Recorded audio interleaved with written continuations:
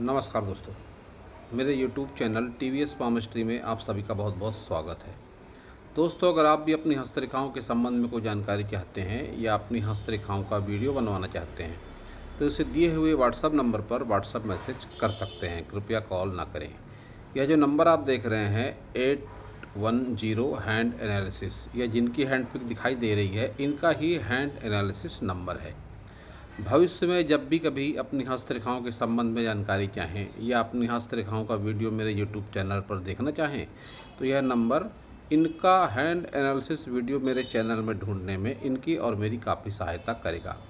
मैं इनसे चाहूँगा कि यह नंबर कहीं नोट कर रख लें।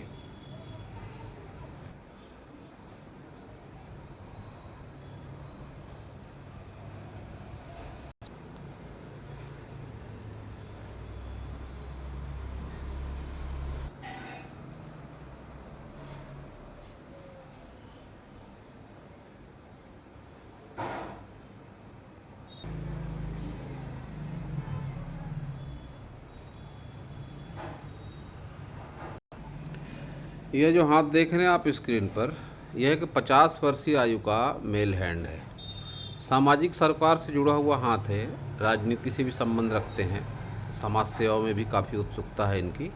साथ ही बिजनेस व्यापार भी ये करते हैं। जानना चाहते हैं हस्तरेखा विज्ञान इनकी हस्तरेखाओं के बारे में क्या क्या कहता है, तो शुरू करेंगे इनकी हस्तरेखाओं का विश्लेषण। हथेली का रंग स्क्वायर है, चौरस है। जब भी चौकोर हथेली होती है किसी भी व्यक्ति की तो ऐसे लोगों के जीवन में संघर्ष काफ़ी ज़्यादा होता है। हथेली का रंग बताता है कि रुपए पैसे की बहुत ज़्यादा कमी नहीं है। जब भी हथेली का रंग ऐसा गुलाबी होता है तो यह रुपए पैसे के आकर्षण को बताता है। रुपया पैसा व्यक्ति के हाथ में ज़रूर होता है। इनकी सारी उंगलियों को अगर देखेंगे तो बुथ फिंगर इनकी काफ़ी ज़्यादा हटकर चल रही है अन्य उंगलियों से। तो ऐसी स्थिति में ऐसे लोग अपने नज़दीकी रिश्ते नातों में कुछ दूरियां बनाकर चलते हैं। अपनी मन मर्जी के मालिक होते हैं। अपनी मर्जी के हिसाब से डिसीजन लेते हैं। साथ ही ऐसे लोगों की छवि भी सामाजिक रूप से जब इतनी ज़्यादा गायब हो तो एक समाज से थोड़ी पृथकतावादी छवि ऐसे लोगों की ज़रूर होती है। बुथ फिंगर इनकी अच्छी काफ़ी है, लंबाई लिए हुए भी है, तो बिजनेस व्यापार के लिए ऐसी उंगली को अच्छा माना जाता है। काफ़ी अच्छी फिंगर ये कह सकते हैं बिजनेस व्यापार के हिसाब से। सन फिंगर कहते हैं इसे, सूर्य फिंगर। इस फिंगर से देखा जाता है संतान सुख, माता पिता और बुजुर्गों को। तो आपकी सन फिंगर काफ़ी सटकर चल रही है शनि फिंगर से, जिसका अर्थ यह होता है कि माता से, पिता से आपका अच्छा खासा लगाव अवश्य ही रहा होगा या होगा। और बच्चों से भी ऐसे लोग प्रेम करने वाले प्रायः होते हैं। शनि फिंगर की लंबाई और मोटाई अच्छी है, लेकिन निचले पोर पर शनि फिंगर कमज़ोर है। ऐसी स्थिति में जब निचला पोर कमज़ोर हो और विशेषकर ऐसी आड़ी रेखा भी आ जाए शनि फिंगर पर, तो ऐसी स्थिति में यह शनि से संबंधित समस्याओं को बताती है। नज़दीकी संबंधों में रुपए पैसे को लेकर ऐसे लोगों में वाद विवाद होता है। नज़दीकी संबंधों में रुपए पैसे का लेन देन अगर होता है तो ले लिया तो दे नहीं पाएंगे, दे दिया है तो वापस मिलने में काफ़ी दिक्कतें होती है। और ऐसी स्थिति में फाइनेंशियल प्रॉब्लम भी व्यक्ति को आती है। विशेषकर 35 से 42 वर्ष की अवस्था में विशेष फाइनेंशियल प्रॉब्लम से व्यक्ति जूझता है। तो आपके साथ भी ऐसा कुछ अनुभव अवश्य ही हुआ होगा। इस फिंगर पर आप एक लोहे का छल्ला अवश्य ही पहने। इस फिंगर पर आप एक तांबे का छल्ला अवश्य ही पहने। आपको तो इस हथेली पर अपने हाथ में आपको लोहे का या फिर तांबे का, दो में से एक कड़ा अवश्य ही पहन लें। यह आपके लिए काफ़ी अच्छे परिणाम अवश्य ही देगा। गुरु फिंगर भी आपकी लंबाई और मोटाई अच्छी है और गुरु फिंगर अन्य उंगलियों की अपेक्षा थोड़ी पॉइंटेड है, जिसका ये मतलब हुआ कि कहीं न कहीं आपके मन में नैतिकता अवश्य ही है। अन्यथा और फिंगरों को देखें तो इनके जो ऊपरी पोर है चौड़े होकर चल रहे हैं। जब भी पोर चौड़े होकर चलते हैं तो ऐसी स्थिति में यह बुद्धिमत्ता को प्रभावित करते हैं। कहने का अर्थ कि व्यक्ति बहुत तीक्ष्ण बुद्धि का नहीं हो पाता है। कहीं न कहीं डिसीजन लेने में व्यक्ति चूकता अवश्य ही है। आपने जानकारी दी कि आपकी सामाजिक सरोकार है और व्यक्ति एहसान के बाद भूल जाते हैं। आप जिसका जो भला करते हो बाद में आपको बेनिफिट नहीं मिलता है, तो उसका कारण भी काफ़ी हद तक ये पोर ही हैं। वैसे सूर्य भी होता है इस बात का कारक। जब सूर्य में कोई निगेटिविटी होती है, इस भाग को सूर्य पर्वत कहते हैं। तो ऐसी स्थिति में आप किसी का कितना भी एहसान कर लो, व्यक्ति आपका एहसान नहीं मानता है। तो जब पोर चौड़े हो जाते हैं तो बुद्धिमत्ता का स्तर प्रभावित होता है, लेकिन आपका गुरु फिंगर का पोर थोड़ा नुकीला है, तो ऐसी स्थिति में आप नैतिकतावादी व्यक्तित्व के अवश्य ही होंगे। जब गुरु फिंगर सटकर चलती है सूर्य शनि फिंगर से, तो ऐसी स्थिति में ऐसा व्यक्ति अपने जीवन साथी से या प्रेमिका से भी लगाव अवश्य ही रखता है।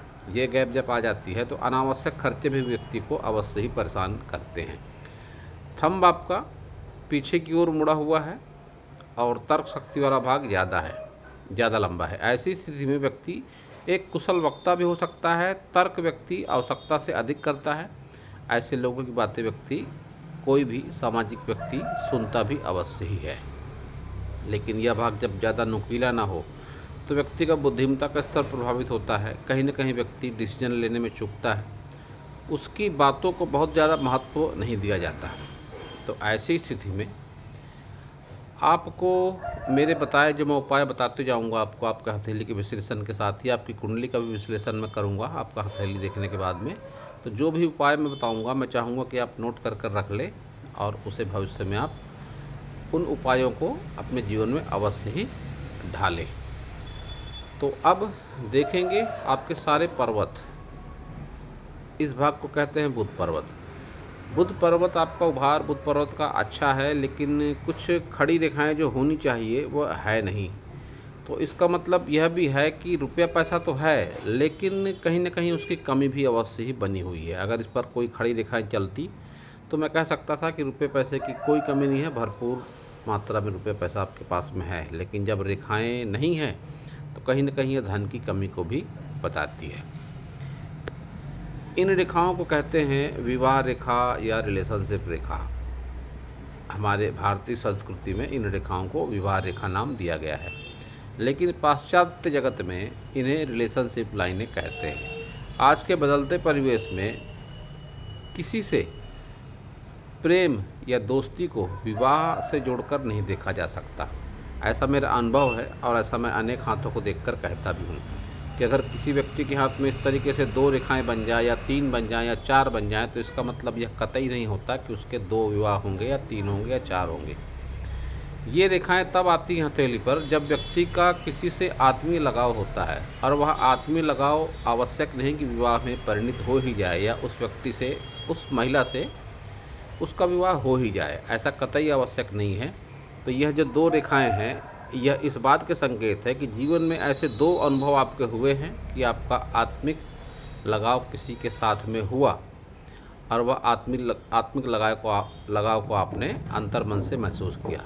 ऐसा बहुत बार भी होता है कि जब किसी शादी का रिश्ता होकर टूट जाना, किसी से प्रेम संबंध बनकर टूट जाना, तो ऐसी स्थिति में भी ऐसे रेखाएं उभर कर आती हैं। लेकिन इन शॉर्ट आपके जीवन में 2 बार ऐसा हो चुका है।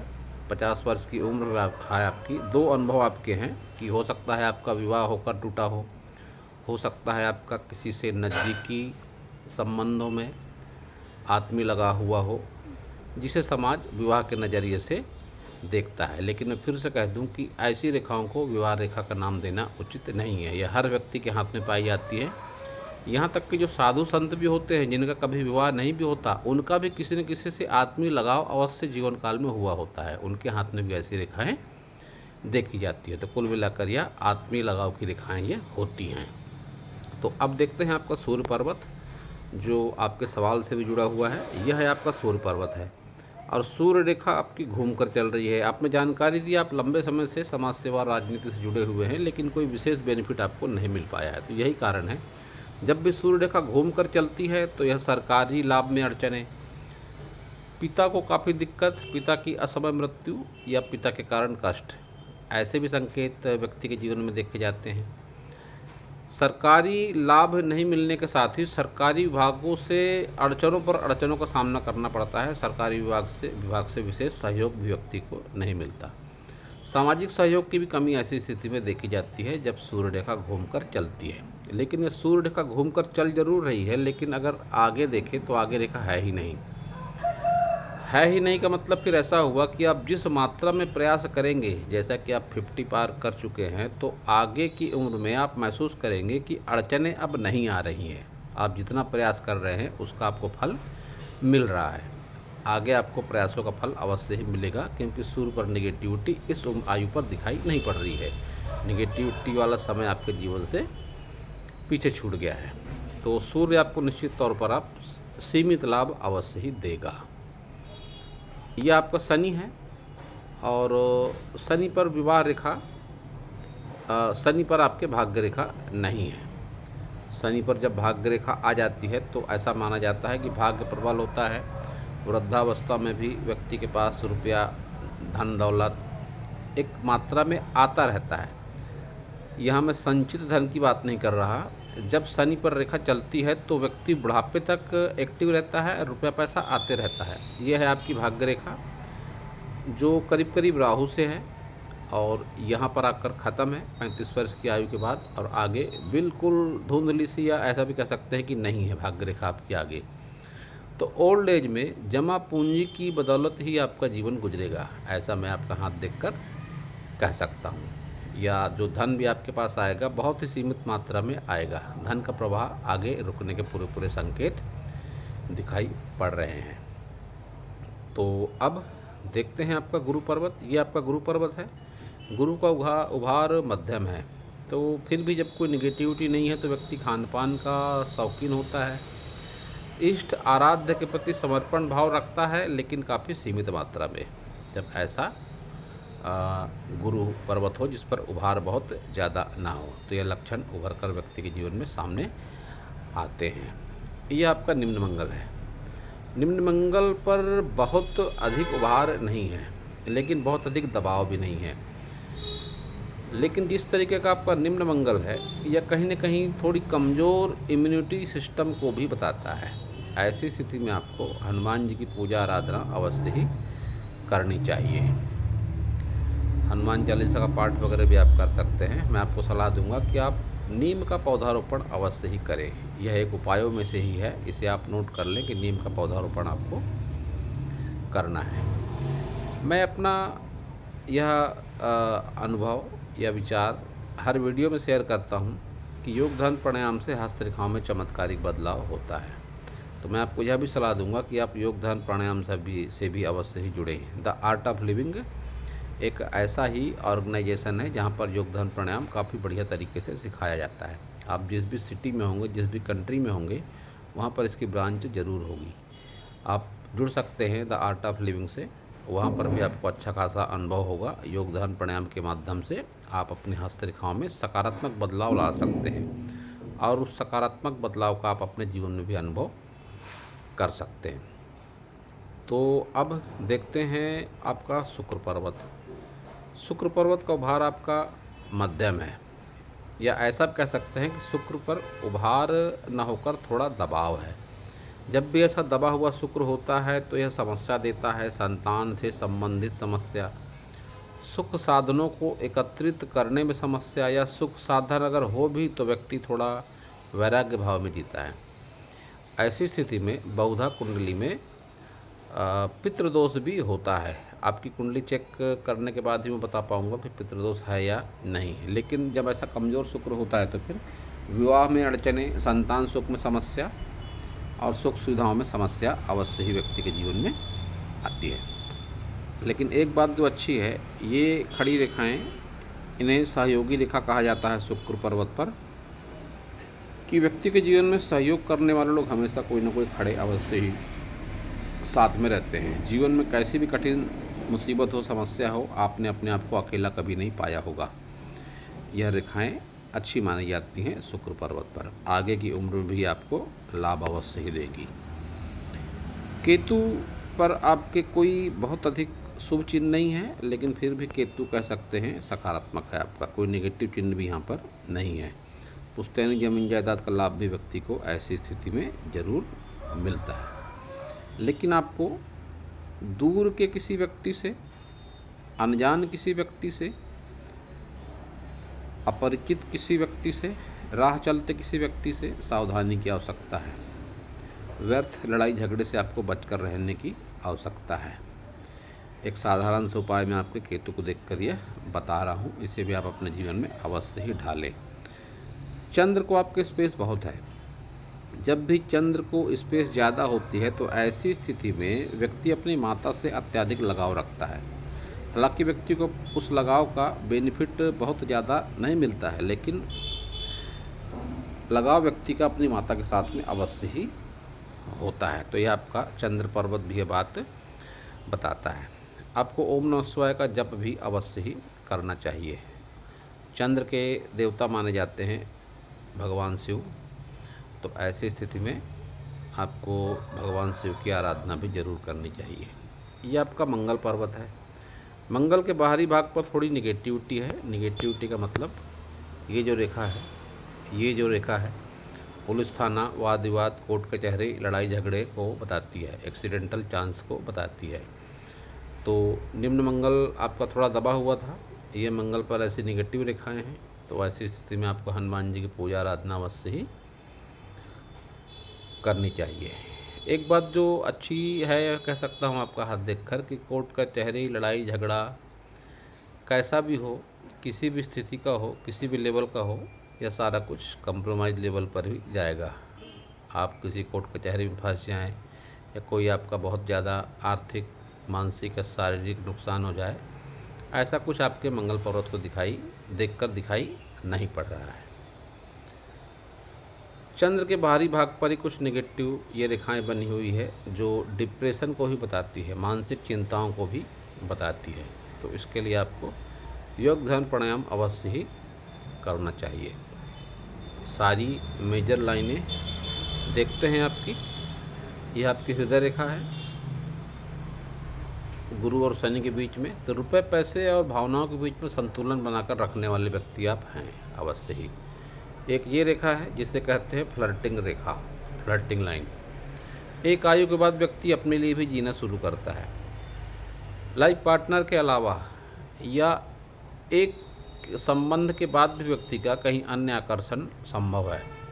किसी का व्यक्तित्व अच्छा लगना, किसी का पहनावा अच्छा लगना, किसी की भाषा शैली अच्छी लगना, ऐसा आपके साथ में अवश्य ही हुआ होगा और आने वाले दिनों में होगा भी अवश्य ही।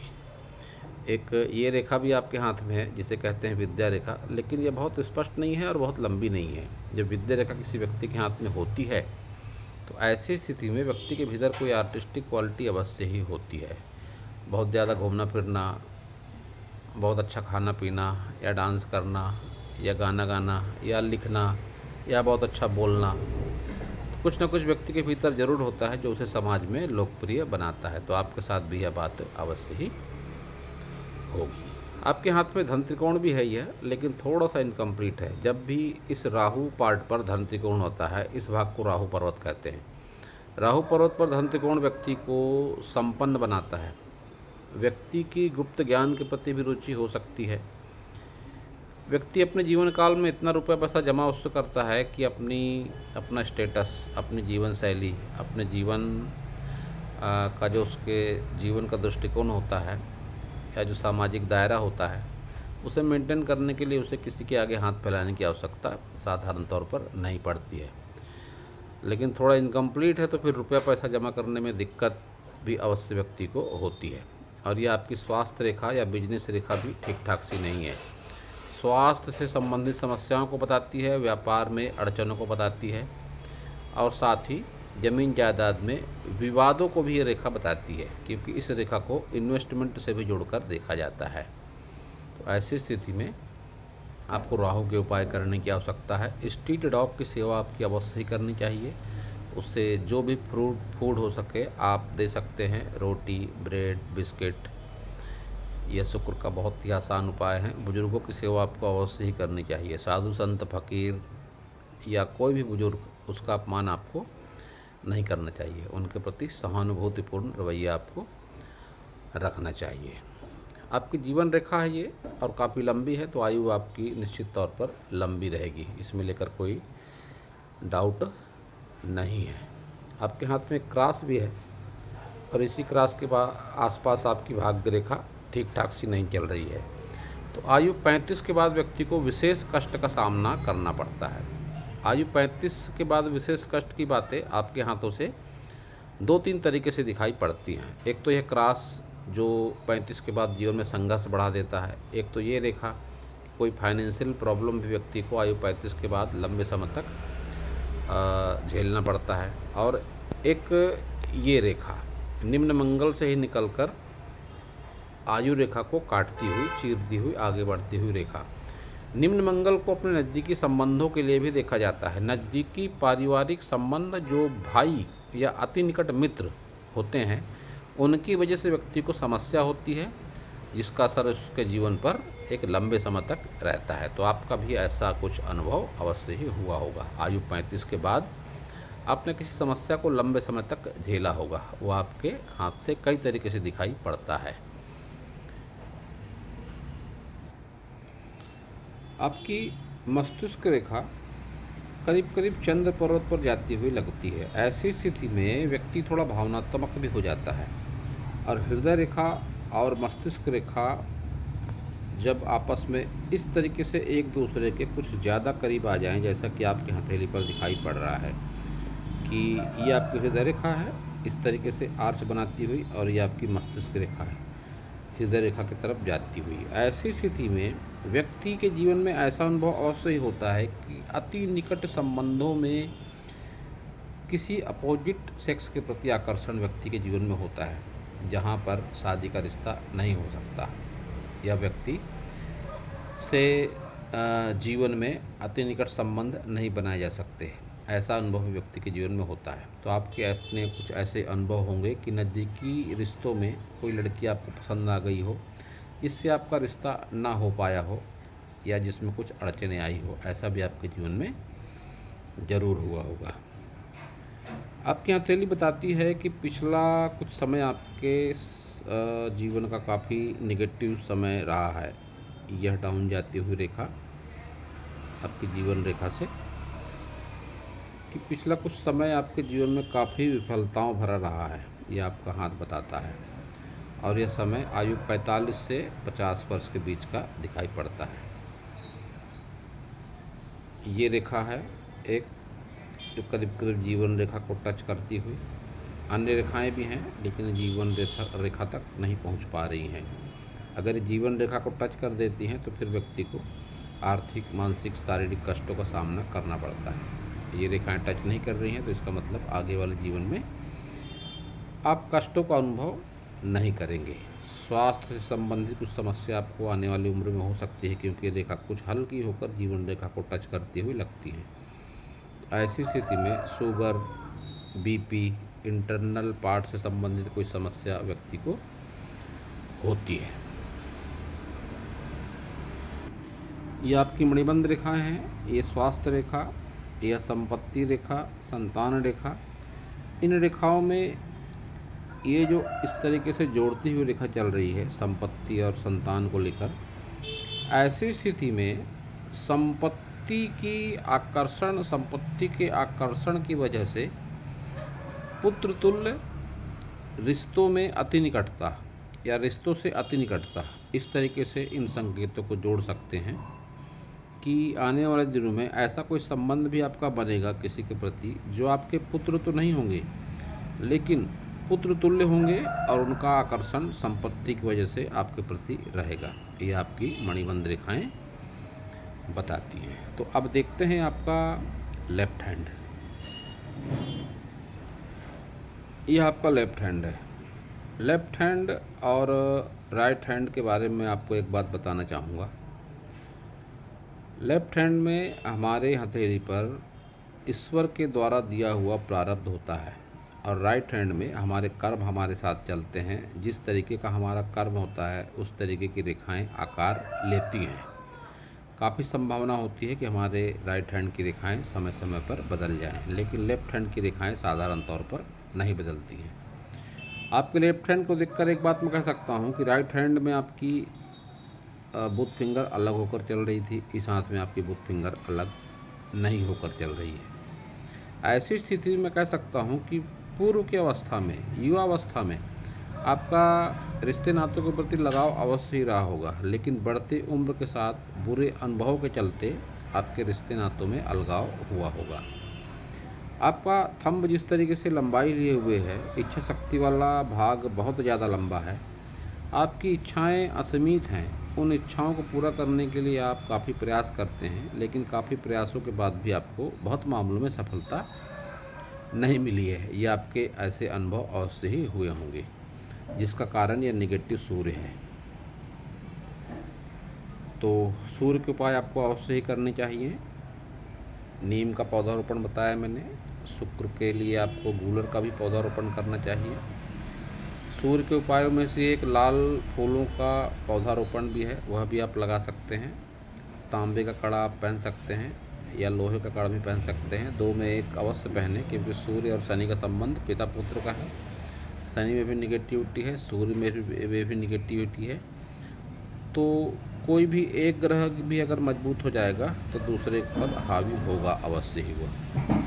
तो आप तांबे का पहने या लोहे का पहने, दो में से एक कड़ा आपको अवश्य ही पहनना है। इस थंब की बात बताऊं मैं, तो थंब जब इतना ज़्यादा लंबाई लिए हुए होता है तो व्यक्ति की इच्छाएं असीमित होती हैं। तर्क शक्ति व्यक्ति की बहुत होती है। ऐसा व्यक्ति कुशल वक्ता भी हो सकता है। तो आपके व्यक्तित्व में भी ये बातें अवश्य ही होंगी। आपने अपना समय बताया, जन्म समय 15 अगस्त 1976। समय हालांकि परफेक्ट नहीं है। समय बताया आपने 4:45 से सुबह लेकर 6 बजे तक। उस आधार पर ही मैंने आपकी कुंडली का विश्लेषण करने का प्रयास किया है, जिसका मैं विवरण आपको बताना चाहता हूँ। आपके जन्म समय के आधार पर इस समय आप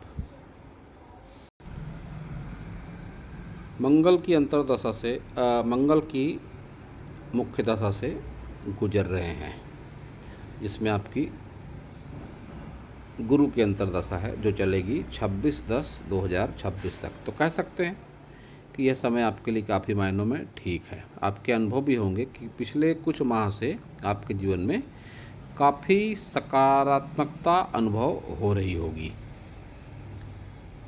और आपकी यह मंगल की दशा चलेगी 2031 तक, मतलब करीब करीब 4 साल। और इसके बाद आएगी आपकी राहु की दशा, जो आपके जीवन में अच्छे उन्नति के संकेत और अवसर लेकर आएगी। तो अब आपके कुंडली भी देख लेते हैं। आपकी लगन कुंडली, ये आपकी लगन कुंडली है, जिसमें आप देख पा रहे हैं लगन में आपके सूर्य और शनि एक साथ हैं। डिग्री वाइज एनालिसिस मैंने किया, उस हिसाब से आपका शनि अस्त है। जब शनि अस्त होता है तो फिर शनि के कारकों में यह काफ़ी बाधाएं देता है। जैसे आपका सप्तम भाव है, इसे विवाह के लिए देखा जाता है। यहाँ पर भी शनि की राशि है 10 का अर्थ है मकर राशि, यह भी शनि की है। तो विवाह संबंधों में अड़चने, विवाह में देरी, बाधाएं, डिप्रेशन, यह सारा कुछ व्यक्ति के जीवन में होता है, जिसका आपको अच्छा खासा अनुभव अवश्य ही हुआ होगा। आपके लगन में ही 4 नंबर लिखा हुआ है, जिसका मतलब है कर्क राशि। मन का कारक चंद्रमा को माना जाता है। तो आप कल्पनाशीलता आपके व्यक्तित्व में अवश्य ही होगी, यह कुंडली आपकी बताती है। और जैसा कि आपने बताया कि आप सामाजिक सरोकार भी हैं आपके, और कोई भी व्यक्ति आपका एहसान नहीं मानता है। इसका काफ़ी हद तक कारण यह अस्त शनि ही है। अस्त शनि और सूर्य की युति जब होती है, सूर्य शनि में पिता पुत्र का रिश्ता है, जैसा मैंने पहले भी बताया आपका हथेली देखकर। यह एक ज्योतिष विवरण भी है कि शनि और सूर्य में पटती नहीं है, यह दोनों एक दूसरे के शत्रु माने जाते हैं। अब आपके लगन में ही यह बैठे हैं सूर्य और शनि एक साथ, तो ऐसी स्थिति में पिता को कष्ट या पिता से संबंधित कष्ट, पिता की असमय मृत्यु, ऐसा भी व्यक्ति के जीवन में होता है। तो आपके ऐसे अनुभव भी अवश्य ही होंगे। राहु काफ़ी मायनों में आपका अच्छा है। राहु तुला राशि में है, आपके चतुर्थ भाव में है, चंद्र के घर में है। तो सीधा सा अर्थ है कि मन में निगेटिव विचार तो अवश्य ही आते होंगे, कोई भी डिसीजन लेने में आपको काफ़ी मानसिक परेशानियों का सामना करना पड़ता होगा। लेकिन जहाँ पर आपका राहु बैठा है तुला राशि में, तुला राशि के स्वामी शुक्र हैं, शुक्र काफ़ी हद तक अच्छी अवस्था में है। ऐसी स्थिति में ज़मीन जायदाद का सुख व्यक्ति को मिलता है, पहनावा व्यक्ति का अच्छा होता है, सुख सुविधाओं की चीज़ें जमा करना व्यक्ति को अच्छा लगता है। विशेषकर जब बुध के साथ भी है तो ऐसी स्थिति में व्यक्ति एक कुशल संचालन भी अवश्य ही कर पाता है। यह भी आपके व्यक्तित्व में अवश्य ही होगा। तीसरे भाव में आपके मंगल है, नंबर लिखा हुआ 6, जिसका मतलब होता है बुध। तो ऐसी स्थिति में जब मंगल हो भाव 3 में, तो ऐसी स्थिति में एक लंबे समय तक व्यक्ति अपने भाइयों के साथ मेलजोल बनाकर भी चलता है। लेकिन बुध के साथ है, या बुध का घर ही है, सीधी सीधी बात है, वो तीसरे भाव को बुध का घर माना जाता है। तो ऐसी स्थिति में भाइयों से मनमुटाव भी होते हैं, अलगाव भी होते हैं एक समय के बाद। और इन सब का एक बहुत बड़ा कारण माना जाता है केतु की स्थिति। केतु आपके मेष राशि में है, मेष राशि मंगल की मानी जाती है। केतु एक आयु के बाद विशेषकर 42 से 48 एक आयु परफेक्ट होती है कि व्यक्ति की जो भी सामाजिक इमेज होती है, जो भी एक लंबे समय से व्यक्ति की छवि होती है, एक लंबा जीवन व्यक्ति जीवन जीते हुए जो आता है, 48 वर्ष की आयु तक व्यक्ति का वह जीवन पीछे छूट जाता है। उन सभी संबंधों से व्यक्ति का अलगाव हो जाता है, विरक्ति हो जाती है, जिस भी भाव में केतु बैठा है वहाँ के कारकों से। अब भाव को 10 को माना जाता है। भाव 10 को कर्म, पेशा, समाज में स्थिति, प्रतिष्ठा, इन सारी बातों के लिए देखा जाता है। वहाँ पर आपका केतु है। तो आपने अनुभव किया होगा कि पिछले कुछ वर्षों से आपके अपने सगे भाइयों से या नज़दीकी रिश्ते नातों से, जो आपके भाई होंगे अति निकट संबंधों में, उनसे आपके अलगाव आए होंगे। सगे भाइयों से भी आपका अलगाव हुआ होगा। यह केतु का कारण माना जाता है। 11वें भाव को आय के लिए देखा जाता है। वहाँ पर जुपिटर है अर्थात गुरु, और नंबर लिखा है 2, यानी कि वृषभ राशि। वृषभ राशि शुक्र से जोड़कर देखी जाती है। और गुरु भी, गुरु तो गुरु है ही, साथ ही शुक्र भी गुरु है। लेकिन गुरु जुपिटर देव गुरु हैं और शुक्र दैत्य गुरु हैं। अब राशि के साथ की अगर बात करें तो शुक्र की राशि में आपके गुरु हैं, तो कहने का मतलब आपकी इनकम में नैतिकता तो है अवश्य ही, लेकिन उस नैतिकता का प्रभाव कुछ ऐसा है कि सुख सुविधाओं के लिए काफ़ी हद तक आपकी सोच बदल जाती है। इनकम के मामले में सुख सुविधाओं को जमा करने के लिए, या बहुत बार धन से संबंधित ज़्यादा लगाव के चलते आप अपनी इनकम का रास्ता कभी कभी आपका अनैतिक भी हो सकता है। यह आपका जुपिटर बताता है, आपका 11वां भाव बताता है। लेकिन मैं आपको सलाह दूंगा कि इनकम के लिए आप नैतिकता का ही पालन करें, क्योंकि आपका हथेली, अगर मैं याद करता हूँ जो कुछ देर पहले मैंने एनालिसिस किया, आपकी हथेली के गुरु पर ऐसे कोई चिन्ह नहीं है, या आपकी हथेली पर ऐसे कोई चिन्ह नहीं है कि आपको कोई अनैतिक आय आपके जीवन में अच्छा प्रभाव दिखा सके। आपको नैतिकता का पैसा ही आपके जीवन में टिका होगा, ऐसा भी आपका अनुभव अवश्य ही होगा। और इस कुंडली को देखकर एक बात मैं निश्चित तौर पर कह दूं कि आपके कुंडली में कालसर्प दोष है, इसका निवारण आप अवश्य ही करवाएं। कालसर्प दोष का अगर आप निवारण करवाते हैं तो जो आपकी अगली दशा आएगी राहु की, जो एक लंबे समय तक चलेगी, उसमें आपके जीवन में अच्छे प्रभाव देखने को मिलेंगे। कालसर्प दोष का एक सीधा सा गणित ऐसा भी है कि जब राहु और केतु एक सीध में आ जाते हैं, और एक सीध में रहते हैं वैसे राहु और केतु, लेकिन जब ये भाग सामने वाला पूरा खाली हो जाता है तो ऐसी स्थिति में कालसर्प दोष होता है। तो आपकी कुंडली में भी कालसर्प दोष है।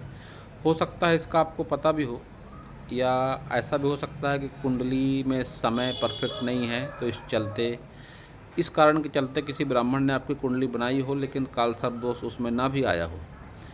लेकिन कभी कभी समय, तारीख, इधर उधर अगर हो जाता है, कम ज़्यादा हो जाता है, तो कुंडली भी गलत बनने के चांस बहुत ज़्यादा रहते हैं। ये आपके समय के हिसाब से मैंने कुंडली आपका कंप्यूटर पर बनाकर देखी है। इस हिसाब से इसमें काल सर्प दोष निश्चित तौर पर आ रहा है। थोड़ा समय भी आगे पीछे करके मैंने बनाकर देखी, तब भी काल सर्प दोष आता ही है उस टाइम पीरियड पर। तो आप काल सर्प दोष का निवारण अवश्य ही करवाएं, और इसका निवारण आपको अपने स्थानीय स्तर पर नहीं करवाना है। महाराष्ट्र त्र्यंबकेश्वर में ही इसका उचित निदान होता है। जब भी आप इसकी पूजा करवाएं, महाराष्ट्र के त्र्यंबकेश्वर जाकर ही करवाएं। आपको जीवन में काफ़ी अच्छे परिणाम देखने को अवश्य ही मिलेंगे।